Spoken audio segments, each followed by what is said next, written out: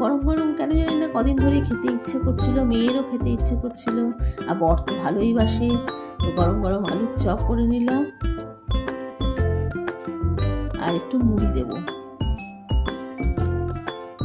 হয়ে গেছে ভাজা, লাল লাল করে ভেজে নিয়েছি। বর বানাচ্ছে কফি, বরের বন্ধু এসছে, তো আমার মেয়ে, বর আর ওরা তিনজনে মিলে খাবে কফি, আমি আর রূপালি খাবো চা। আমার আবার কফি সহ্য হয় না, ডাক্তার থেকে মানা করেছে। তো চা বসিয়ে দিলাম আমার আর রূপালির জন্য। রূপালিকে মুড়ি মেখে দিচ্ছি, ওকে চপ দিয়ে দিলাম। চাটা নিয়ে নিচ্ছি আমার আর রূপালির জন্য, আর ওদিকে ওদের আড্ডা গান সব শোনা হচ্ছে। আমিও খেয়ে নিচ্ছি চপটা। চপটা কিন্তু বেশ ভালো হয়েছিল খেতে, সঙ্গে শশাও ছিল। রূপালির মোটামুটি কাজ সারা হয়ে গেছে, রূপালি এবারে বাড়ি যাবে। আর আরেকজনকে দেখো খেয়ে দিয়ে মনের সুখে গল্প করছে।